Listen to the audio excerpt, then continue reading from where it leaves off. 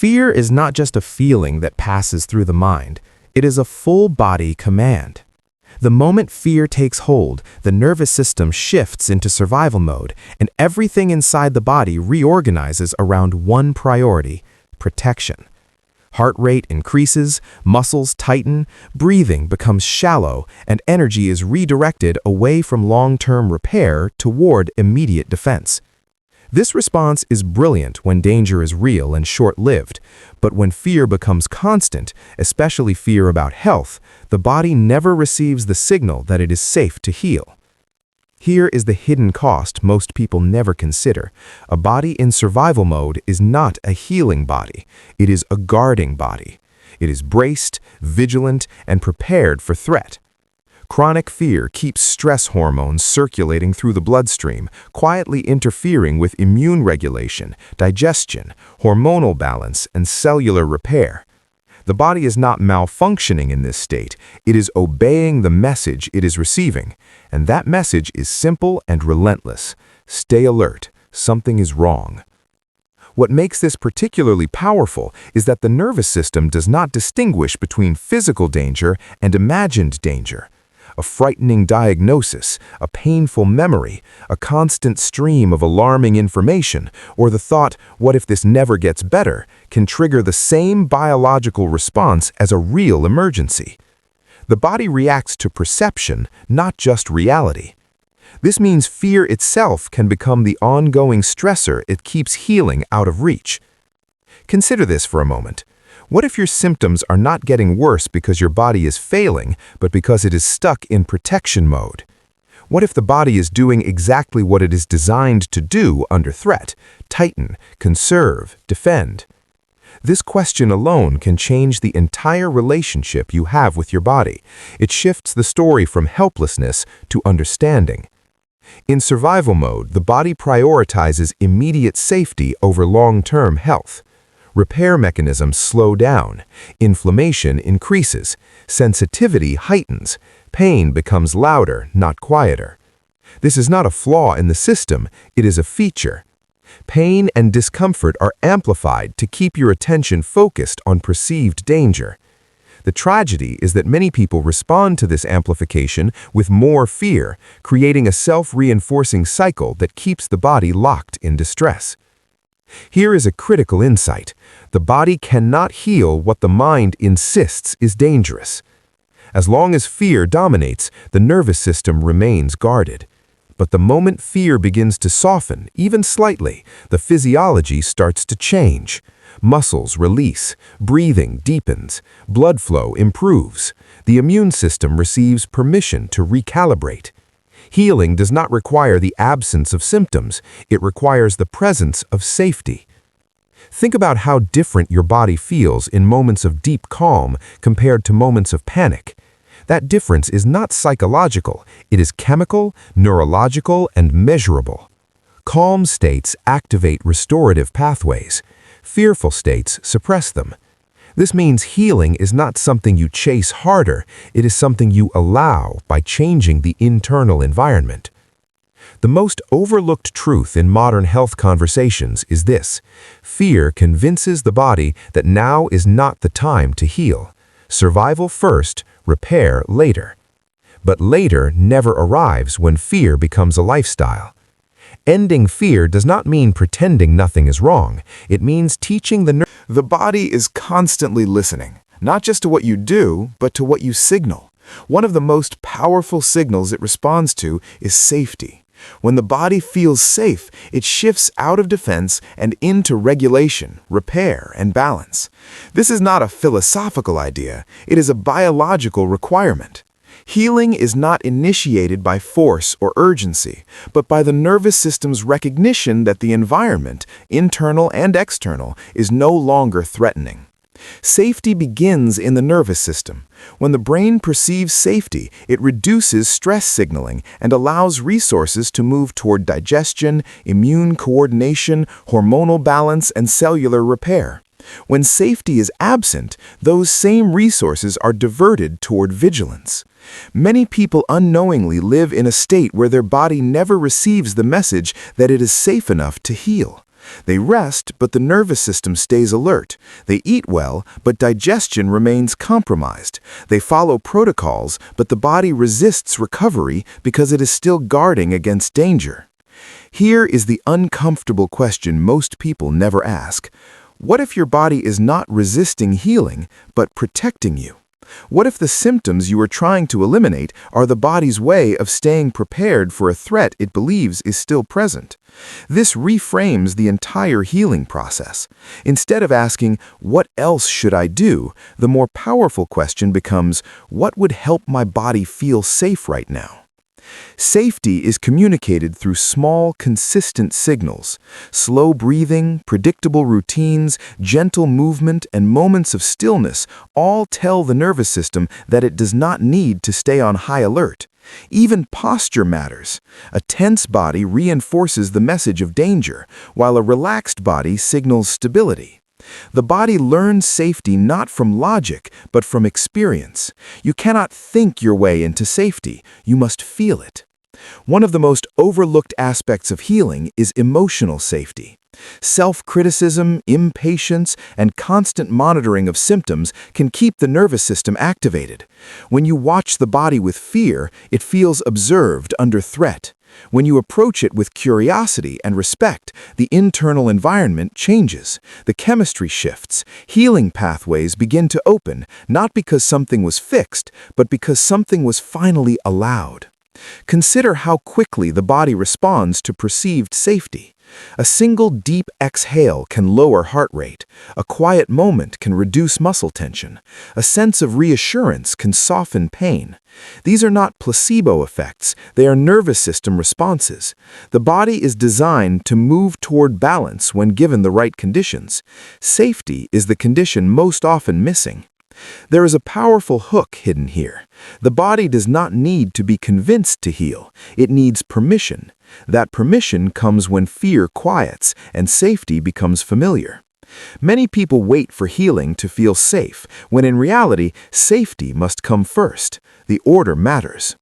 Chronic stress teaches the body that danger is normal. Over time, the nervous system forgets what calm feels like.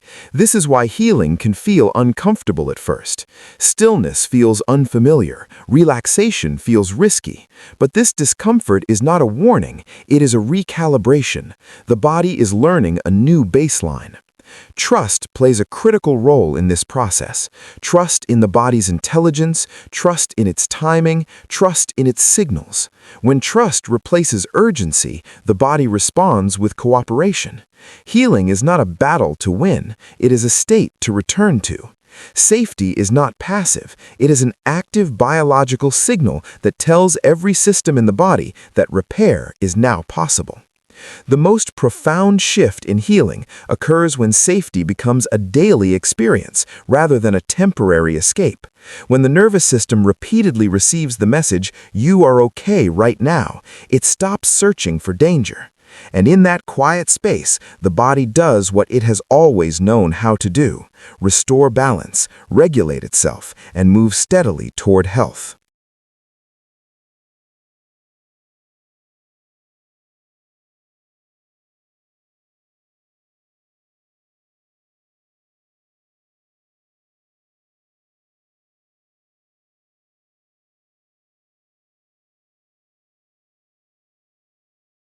Symptoms are often treated as intruders, unwanted disruptions that must be silenced, suppressed, or eliminated as quickly as possible. This mindset is deeply ingrained in modern health culture, and it shapes how people relate to their bodies from the moment discomfort appears. Pain triggers panic, fatigue triggers frustration, inflammation triggers fear. But what if this approach is fundamentally misguided? What if symptoms are not enemies at all, but intelligent signals attempting to communicate something essential? The body does not speak in language, yet it communicates constantly. It uses sensation, rhythm, intensity, and discomfort to convey information. A symptom is not random noise, it is structured feedback. When a system is under strain, out of balance, or overwhelmed, the body signals that state through sensation. Ignoring or attacking the signal does not resolve the underlying message, it often amplifies it. This is why symptoms that are feared tend to persist, while those that are understood often soften. Here's a powerful hook to consider. Symptoms do not demand fear, they demand attention. Fear tightens the nervous system, increases stress hormones, and heightens sensitivity, which can intensify the very sensation you're trying to escape. Attention, on the other hand, invites regulation. When symptoms are approached with curiosity rather than resistance, the internal environment shifts from conflict to cooperation. Pain, for example, is not merely a problem to be eliminated, it is a protective mechanism. It draws awareness to areas that require care, rest, or change. When pain is met with fear, the brain amplifies its signal to ensure it is not ignored. When pain is met with understanding and safety, the brain can lower the volume. The same principle applies to fatigue, digestive discomfort, and inflammation. These are not failures, they are adaptive responses. One of the most damaging beliefs people carry is that symptoms mean something has gone wrong beyond repair. This belief alone can increase distress and prolong suffering. The nervous system responds not just to sensation, but to interpretation. If a symptom is interpreted as a threat, the body reacts defensively. If it is interpreted as information, the body remains engaged but calm. The difference between threat and information is the difference between escalation and resolution. Consider how often people monitor their symptoms with hypervigilance. They scan their bodies repeatedly, searching for change, improvement, or danger. This constant monitoring sends a message of mistrust. The body feels watched, judged, and pressured to perform. Under these conditions, regulation becomes difficult.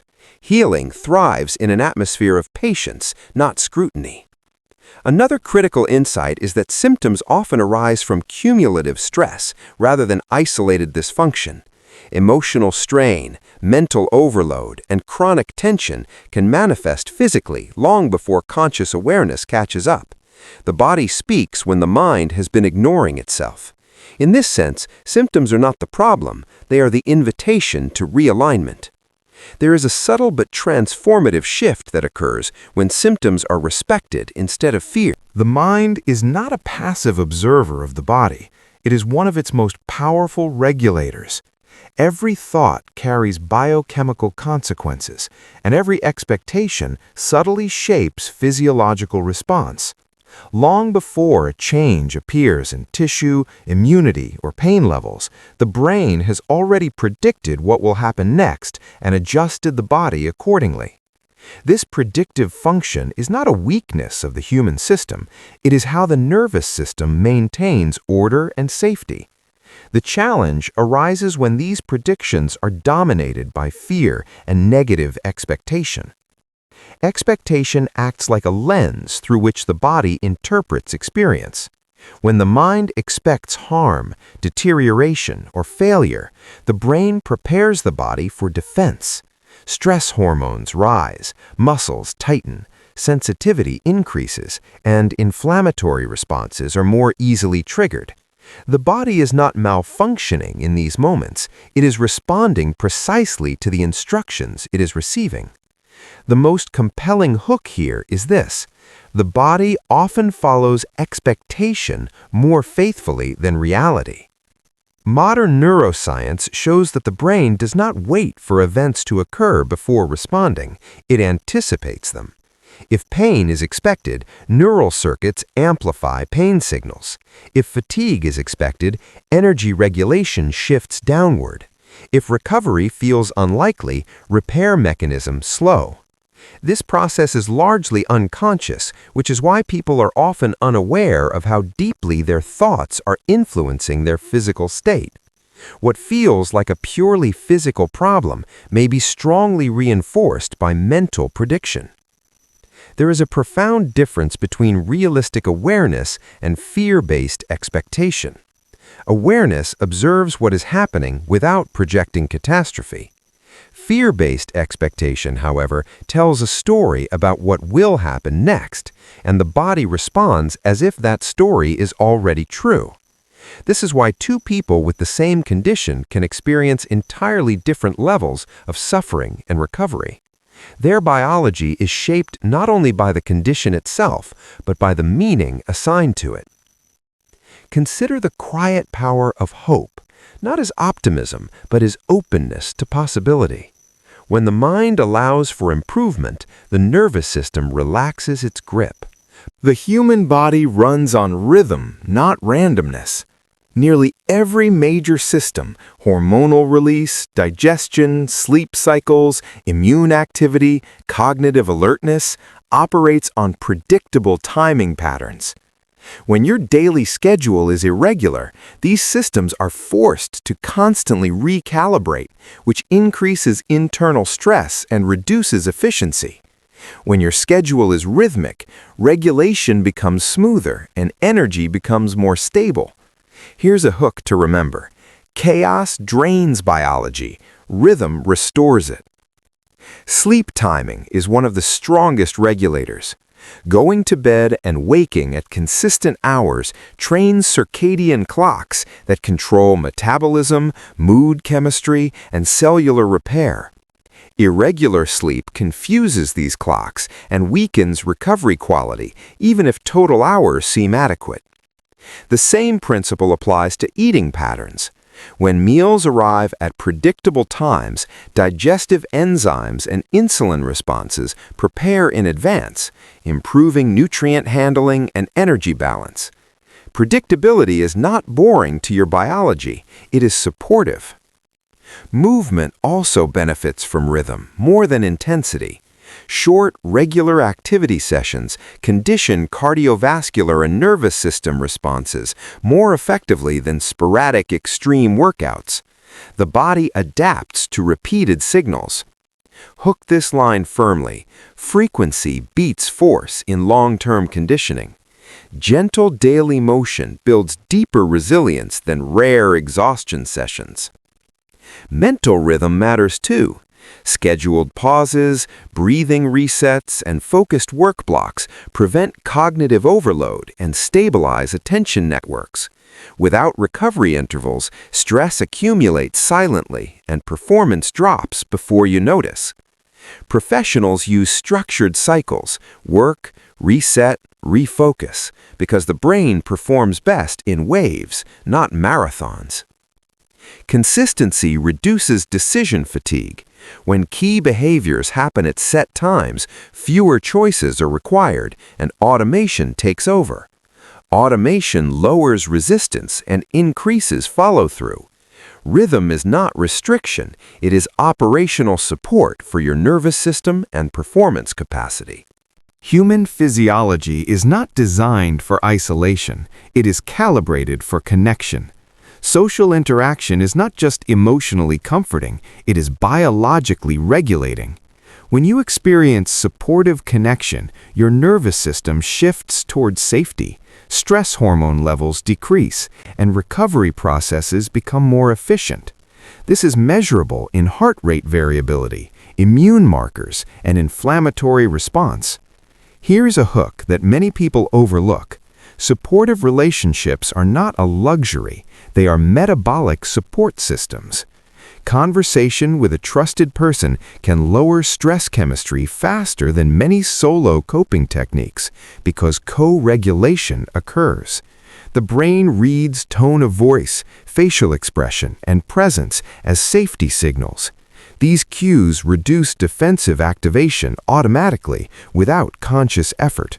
That is why stress often feels lighter after being shared.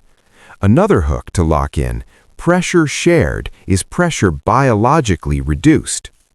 Isolation, even when chosen for productivity, can silently increase cognitive and emotional load. Without external feedback and emotional exchange, the mind tends to amplify threat predictions and self-criticism. Perspective narrows, problem-solving becomes rigid. In contrast, healthy connection introduces cognitive diversity, new interpretations, alternative strategies, emotional buffering. This widens adaptive capacity under pressure. Professional performance research shows that accountability partnerships and peer support dramatically increase habit adherence.